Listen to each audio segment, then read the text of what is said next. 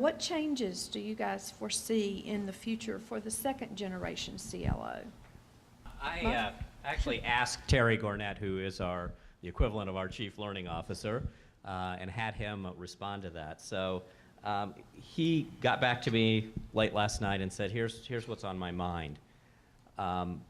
First thing that he said was probably the first thing I would have said, and that is getting much closer to our business leaders and making sure that we're tied into their priorities, the direction that they're going in, and being not the pair of hands, but the advisor to that person, the person that they depend upon for advice around anything that has not to do just with learning, but about how to make things better, more efficient around the organization. It is important that we understand their business and that we ask them questions like, what keeps you up at night? What are your business challenges that you're facing? And how can we help you solve them? I'm here to make them able to achieve their business objectives by creating a capable and competent workforce that can perform at their peak in their role. And so if I don't understand their business as their CLO, then I won't be able to serve them appropriately. And so as they understand our role, they will engage us, as I mentioned, and seek us out as their advisor. And while it may not necessarily involve learning, they still seek our advice and guidance on why or why not it may or may not involve learning.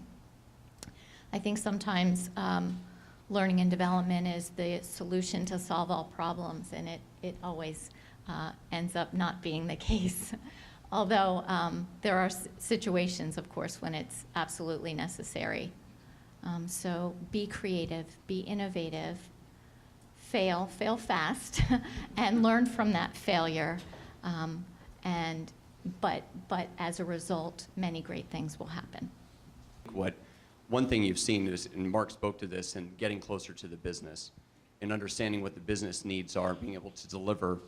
I think learning is best positioned to kind of take an organization to the next level culturally against its brand and the way it's perceived. The learning team is actually the one that's engaged with the majority of the organization. The LD people may be top of the house, but learning has got its hands in almost everything else.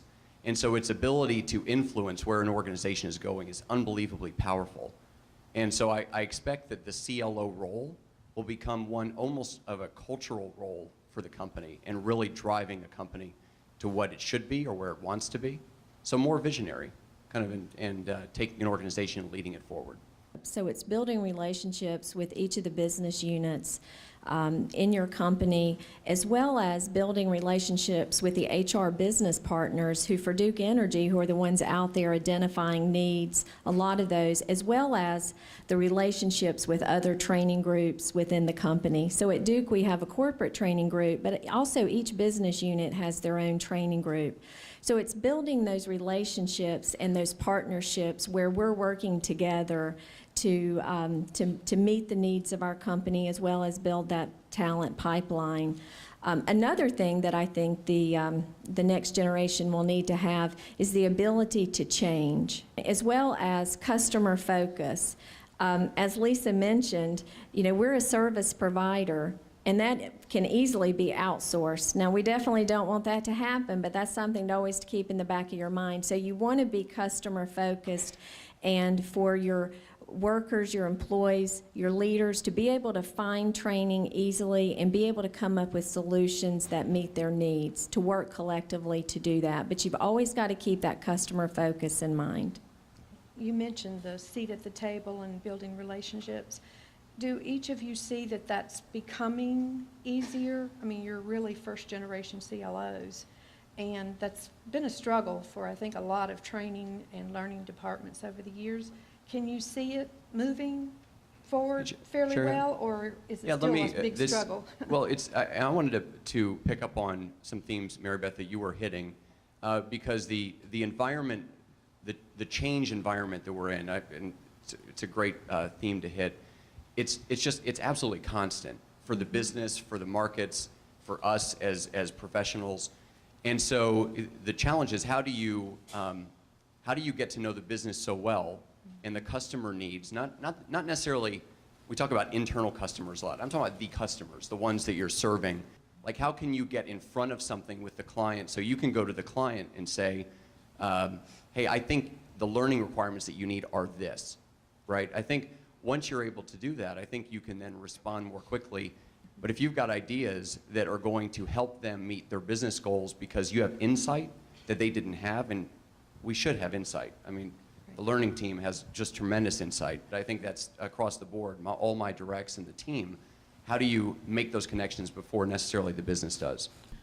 I think it's our role too to be the integrator. But what happens is there are many requests coming from the business for training that the other business lines may or may not be aware of. How do we deliver to our customers, the promise to our customer, and how do we prioritize that learning? Even though I think everyone feels like they want to have their part of the business as part of their training plan. So what I've done is establish a learning council. The learning council is made up of the heads of all of those businesses. Part of that learning council's role is for me to integrate all of their requests and say what makes sense for a sales associate and for their learning, and how do we prioritize that? Because all of your initiatives are incredibly important, but there's only so much of a funnel that can come onto the sales associate. So I think being that integrator, helping the enterprise look at the enterprise as a whole and be about our collective success rather than our silos. So a lot about smashing silos and a lot about what makes good business sense and how do we prioritize that and how do we deliver and focus clearly and squarely on the promise to our customer.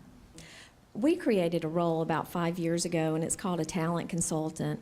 It's not in the learning area, but it's actually a part of talent management. So that talent consultant, their responsibilities are to work with the business units to identify any development needs. So whether it's coaching, whether it's training, whatever the need is, that person is the single point of contact. Creating that position also took a lot of pressure off the HR business partners. So in the past, traditionally, the HR business partners would identify development needs out in the business and then get those over to the learning and development group. So that's helped those folks having this talent consultant. So that's all they're focused on, whether it's learning needs, whether it's individual coaching, succession planning opportunities, any type of development assessments, that person is there to do that. So that's been very helpful at Duke. The important thing, though, I think, is that we're all in the relationship business. So a big piece of our job needs to be building relationships. If we don't want to be a pair of hands, if we want to add value, you got to have a relationship with the people out in the business so that they know you as someone besides, oh, that person who can stand up in front of a class or develop some sort of scenario or develop some sort of training program. And that's going to take an investment, and actually quite a large investment of time.